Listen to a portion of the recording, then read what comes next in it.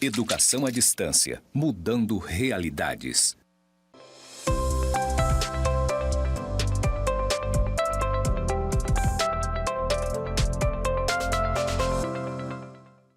Olá, aluno, olá, aluna. Seja bem-vindo, bem-vinda à quarta e última unidade da disciplina Teorias Educacionais. Eu espero que você tenha gostado da nossa disciplina e que, durante as unidades, você tenha refletido sobre sua prática pedagógica e se ela está condizente com o aluno que você deseja formar. Na aula de hoje, nós estudaremos o construtivismo e a teoria da aprendizagem significativa. O objetivo desta aula é compreender o conceito de construtivismo e aprendizagem significativa e suas influências no processo educacional. Bem, vamos começar falando sobre o construtivismo. O que é o construtivismo? O construtivismo diz que o conhecimento é o resultado da construção pessoal do aluno. Veja bem, se o construtivismo é o resultado da construção pessoal do aluno, o aluno, neste caso, é um ser ativo. É um ser que tem participação total na sala de aula. Então, a gente já pode perceber que o construtivismo se difere daquelas tendências pedagógicas liberais que a gente estudou lá na unidade 1. Muito bem. O construtivismo é a corrente de pensamento desenvolvida no início do século XX, inspirada nas obras de Jean Piaget. Jean Piaget, ele foi filósofo, biólogo e psicólogo. E nos seus estudos, ele tentou compreender como ocorre o processo de aprendizagem e o processo de desenvolvimento humano. Isso é fundamental para a gente que é professor, porque para eu ensinar, eu tenho que compreender como o outro aprende. E vocês devem estar observando que nessas distintas teorias que eu tenho apresentado para vocês na disciplina, cada autor, ele compreende o processo de aprender e o processo de desenvolvimento de uma forma diferente. O que você tem que fazer enquanto professor é, em qual desses estudos, eu vou levar para a minha sala de aula. O Piaget, ele dedicou os seus estudos para a compreensão de como ocorre a aquisição do conhecimento e também o desenvolvimento humano a partir das relações com o meio em que vive. Então, para o Piaget, o meio em que a criança, porque as pesquisas do Piaget eram com crianças, o meio em que a criança vive, as relações estabelecidas com o objeto e com as pessoas são fundamentais. Então, essas relações são fundamentais para o processo de construção do conhecimento. O construtivismo, ele insere o aluno no centro do processo de ensino. Por quê? Porque enquanto está em sala de aula, conhecendo novos objetos, ele está construindo o seu conhecimento e também está se desenvolvendo. O construtivismo, ele também leva em consideração os conhecimentos prévios dos alunos. Então, essa teoria aqui também difere-se daquelas teorias que consideram o aluno como uma tábula rasa, como uma folha em branco. Não, para o construtivismo, aquilo que o aluno leva para a sala de aula, ou seja, os seus conhecimentos, as suas vivências são fundamentais. O Piaget, ele elaborou as suas pesquisas a partir da observação, tá? Bem, na concepção do Piaget, 4 fatores devem ser levados em consideração no desenvolvimento cognitivo. Primeiro, o fator biológico. O que é esse fator biológico? É um fator que está relacionado ao crescimento orgânico e à maturação do sistema nervoso. Então, Piaget defendia isso, que também nesse desenvolvimento, nesse aprendizado, é preciso sim levar em consideração o fator biológico. Mas também deve ser levado o fator de experiência e de exercício. O que é isso? É aquele que é obtido na ação da criança sobre o objeto, ou seja, a criança manipula o objeto e conhece esse objeto. O terceiro é o fator de interação social, que é um fator que se desenvolve por meio da linguagem e da educação.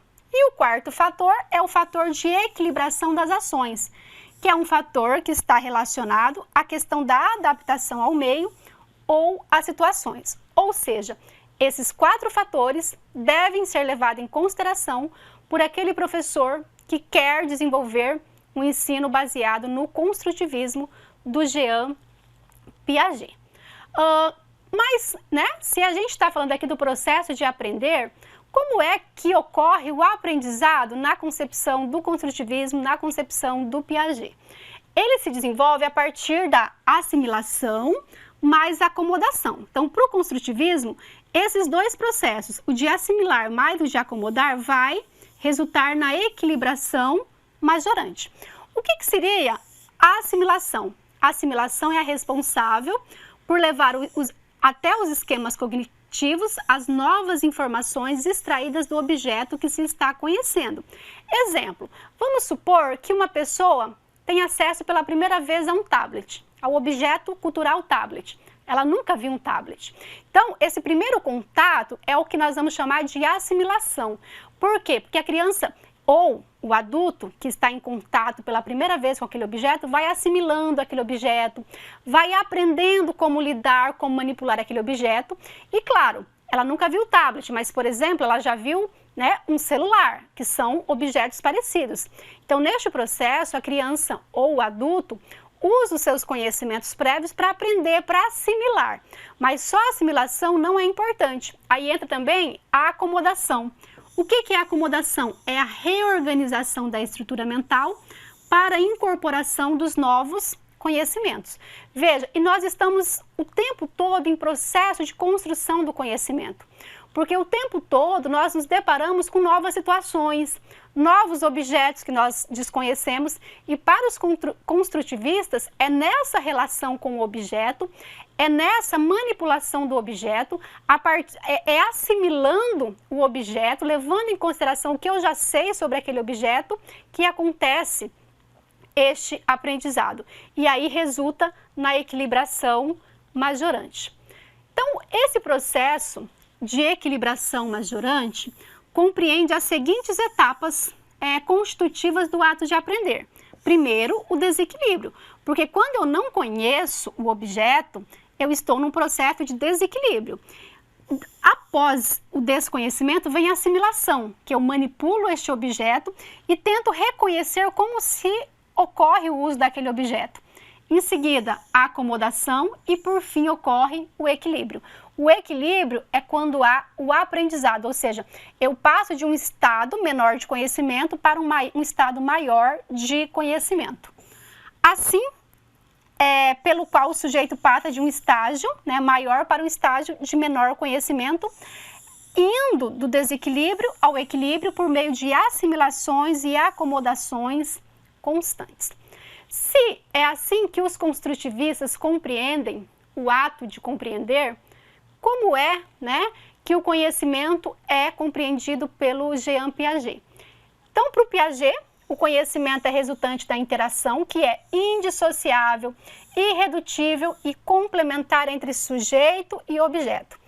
Aprendemos a partir da ação do sujeito sobre os objetos, em que o sujeito é sempre aquele que vai em busca do conhecimento. O objeto é sempre aquilo que se deseja conhecer. E a ação exercida pelo sujeito sobre o objeto é sempre uma interação. Então, veja que, para os construtivistas, o sujeito ele age sobre o objeto. É neste contato, é nesta interação entre sujeito e objeto que ocorre o processo de aprendizagem. E qual seria, então, o papel do professor construtivista? O papel do professor construtivista é dominar o conteúdo para dialogar com o aluno. Interrogar, formular hipóteses. Veja bem, há algumas pessoas que pensam, então o professor é construtivista, na sala de aula construtivista, tudo depende do aluno, o professor não precisa dominar o conhecimento. Não, isso não é verdade. O professor construtivista, ele domina sim o conhecimento, o conteúdo, mas não para narrar, para dissertar. E sim para quê? Para auxiliar o aluno, fazendo perguntas para o aluno que vai ajudar o aluno a manipular e construir o seu conhecimento. Nesses casos, o conhecimento não é importante para induzir respostas, mas para e sim elaborar questionamentos, situações, problemas que desencadeiam ações nas crianças. E a sala de aula? Eu quero ser um professor construtivista. Como deveria ser a minha sala de aula? Uma sala de aula construtivista ela pede ruído e a manipulação nem sempre jeitosa daqueles que, diante de uma pergunta, não estão satisfeitos com o nível de suas respostas. Pede a sujeira e o experimentalismo de uma cozinha. Vocês se lembram do texto da Fanny Abramovich, Dona Licinha, que vocês leram lá na unidade 1 para fazer a primeira atividade avaliativa? Lá naquele texto não estava descrita qual era a tendência pedagógica da professora Licinha, mas a gente sabe pela narrativa que era uma sala barulhenta, mas a sala barulhenta porque as crianças estavam construindo o seu aprendizado. Então o construtivismo, a sala construtivista, não é aquela sala tradicional em que os alunos estão sentados nas carteiras, enfileiradas, o professor lá na frente, detentor do conhecimento, palestrando. Não, a sala de aula construtivista é aquela sala em que o aluno ele está dialogando o tempo todo, dialogando com os colegas, dialogando com o professor, observando e manipulando o objeto, porque é dessa forma, segundo essa teoria, que o aprendizado ele é construído. Estão entendendo? Nessa aula, nós também vamos falar sobre a teoria da aprendizagem significativa. E para isso, nós vamos receber uma presença muito importante, que é a participação da professora Anabela Barbosa. Professora, muito obrigada por aceitar o convite e vir dialogar conosco sobre a teoria da aprendizagem significativa. Ai, Andréia, que alegria poder conversar sobre esse assunto, porque se a aprendizagem não for significativa, não há aprendizagem. Professora, então vamos lá. O que é a aprendizagem significativa?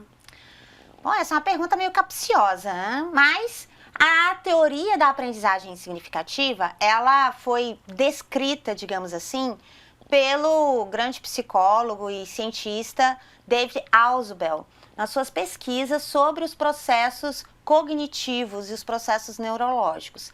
Ele pesquisou e para ele a aprendizagem é significativa à medida que duas condições se satisfazem do ponto de vista cognitivo. Ou seja, o material a ser usado é potencialmente significativo. Potencialmente significativo por quê? Porque depende da relação que o aluno vai estabelecer com esse material. E a linguagem não é arbitrária, o conhecimento não é construído de modo arbitrário. O que seria esse arbitrário? Seria imposto, não é a perspectiva de quem está apresentando o conteúdo. Então, não é arbitrário nesse sentido. Então, esses são alguns dos pilares da teoria significativa. E ela se torna significativa porque essa relação do conhecimento, ela tem que ter uma certa relação entre o que se está colocando para aprender, então material, conteúdo, com os conhecimentos prévios do aprendente. Esses conhecimentos prévios, essa análise, não é só a análise sociológica do conhecimento prévio, mas a questão cognitiva. Tem que ter uma relação com algo que ele já tenha vivenciado, que ele já tenha sentido, e por isso ela se torna significativa. Ela, a partir desse momento, ela tem uma conexão neurológica, psicológica, cognitiva com o objeto que está sendo estudado.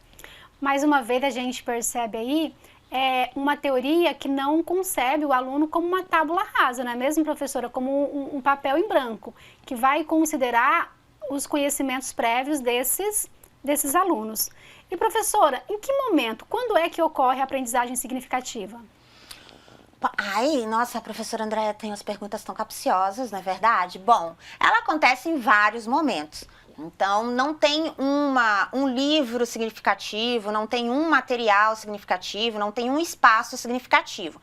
Isso depende das relações que o professor, que nessa condição é mediador, e aí, como a professora Andréia comentou, o aluno é o centro do processo, porque se organiza situações de aprendizagem para que ele possa se apropriar desses conhecimentos, estabelecer essa relação com os seus conhecimentos prévios e, ao mesmo tempo, de um modo dialógico, de um modo em diálogo.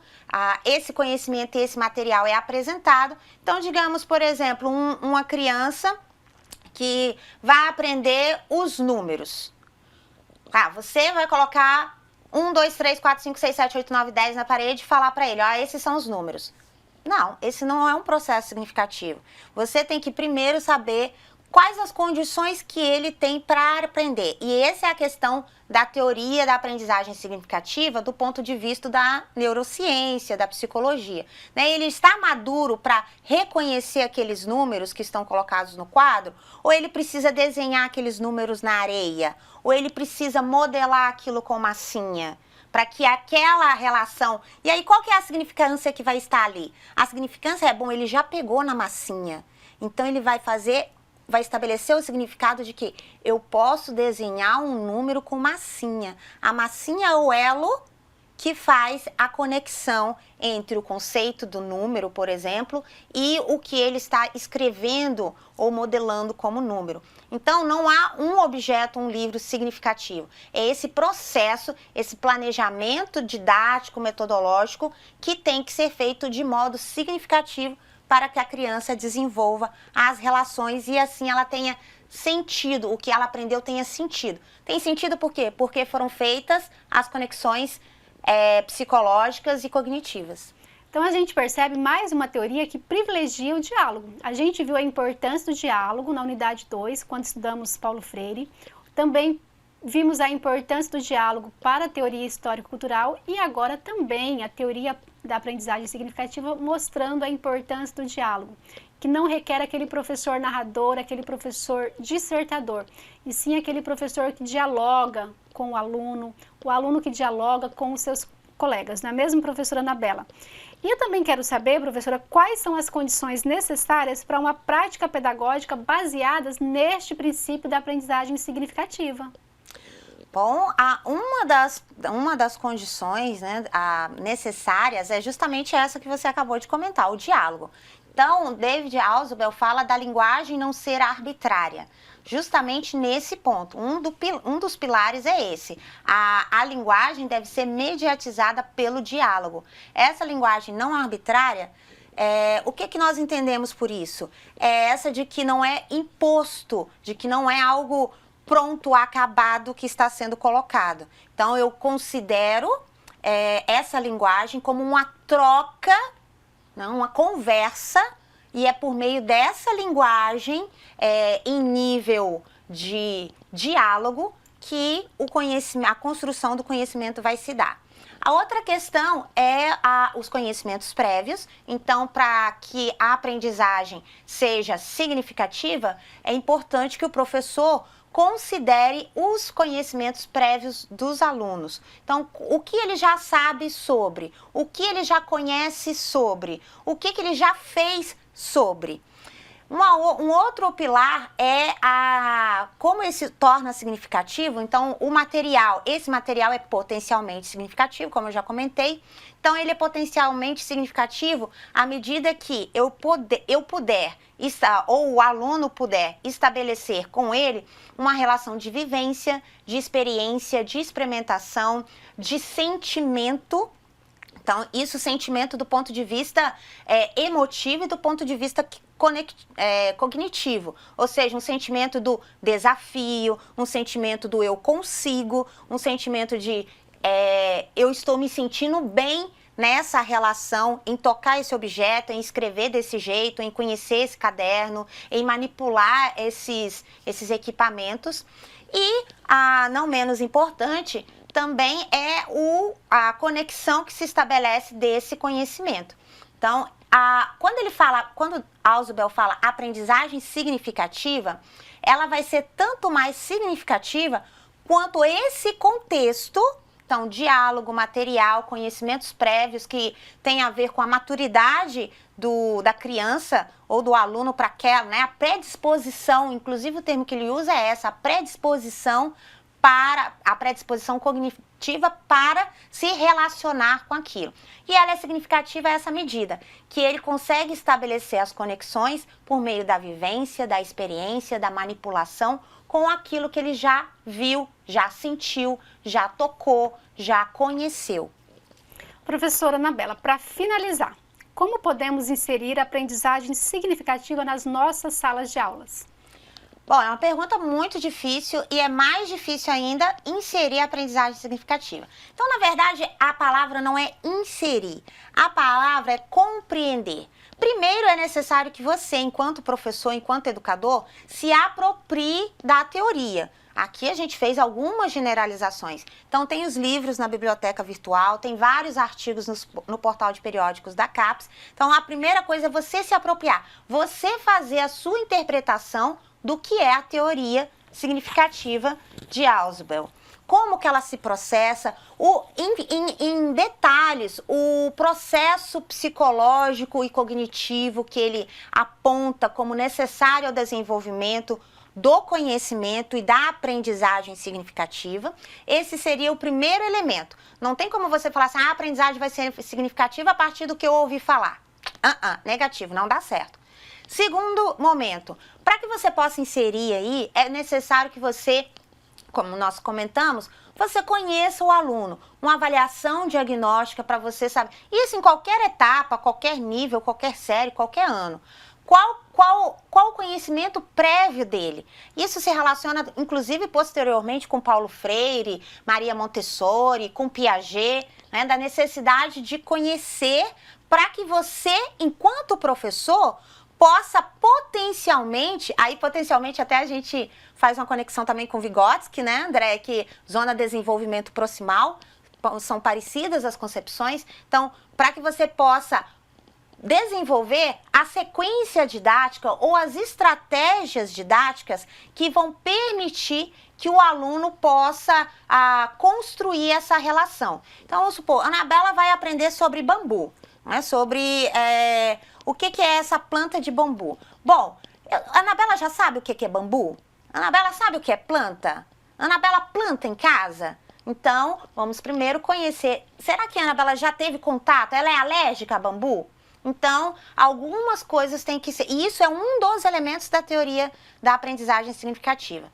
E a outra é essa linguagem. Vamos conversar, né? Então, vamos começar conversando sobre bambu. O que é bambu? Alguém sabe o que é bambu? Já ouviu falar? Vamos desenhar um bambu? Então, primeiro, as impressões que essa criança, que esse aluno tem sobre o assunto que está sendo colocado em pauta.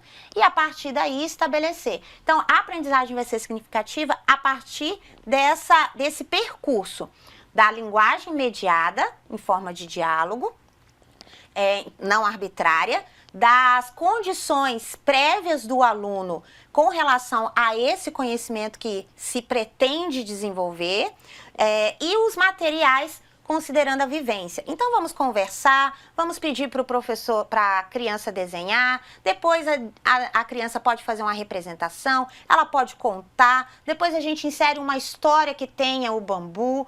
Aqui a gente está fazendo uma exemplificação, evidentemente, mas é assim que vai se construindo a aprendizagem significativa. Ela não acontece num momento fechado, num momento estanque. Ela é um percurso, inclusive cognitivo. Então, assim a gente pode trabalhar. Depois eu venho plantar o bambu, vejo o bambu crescer, vejo como que o bambu se alimenta. E isso a criança fazendo, ela vai estabelecer essas relações cognitivas do pegar a terra, do pegar a planta, do ver que a planta é verde.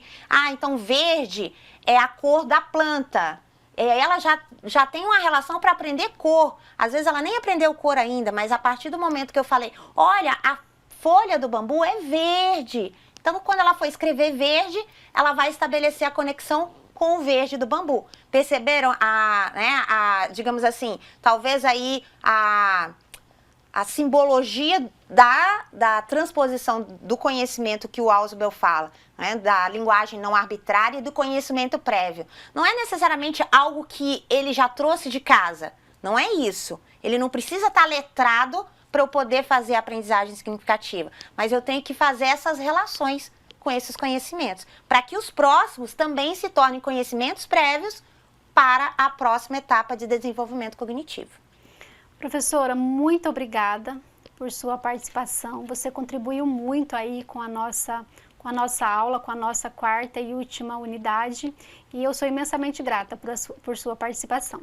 Ah, imagina, é sempre uma alegria, né, Andréia, poder compartilhar conhecimentos com você.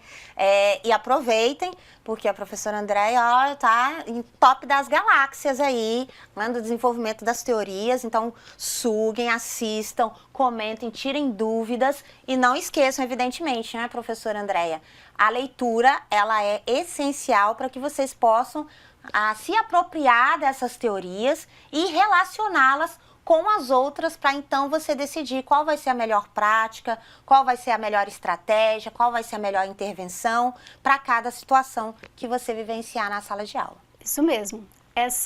Aqui nós temos alguns livros usados nesta quarta aula, mas há muitos outros no decorrer da nossa disciplina, e a Anabela tocou num ponto muito importante, que é para conhecer todas essas teorias estudadas, para conhecer, falar, eu sou um professor que minha prática me aproxima muito da prática de Paulo Freire, ou então sou um professor que minha prática se aproxima muito da teoria histórico-cultural, do construtivismo.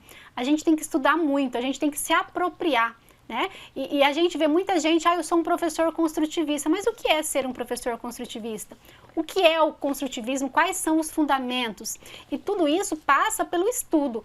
É por isso que Paulo Freire fala da necessidade do professor ser um pesquisador, porque o professor tem que estar o tempo todo pesquisando, e essas pesquisas passam também pelas leituras, né, de todos esses textos. O professor tem que ser um professor que está o tempo todo também refletindo sobre a sua prática, né? Será que eu estou fazendo aquilo que eu deveria? Será que a minha prática condiz com o aluno que eu pretendo formar? Né? Será que eu estou contribuindo com a sociedade que eu desejo? E não tem outro modo, a não ser pela leitura dos vários autores aí que fundamentam a nossa prática pedagógica.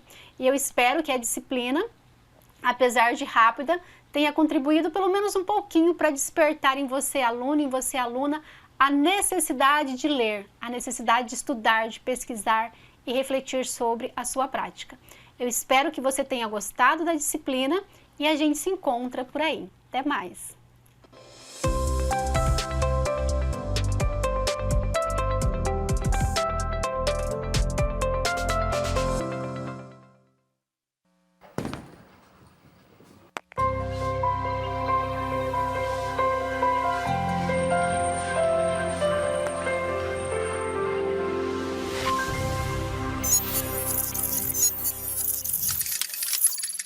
Educação à distância, mudando realidades.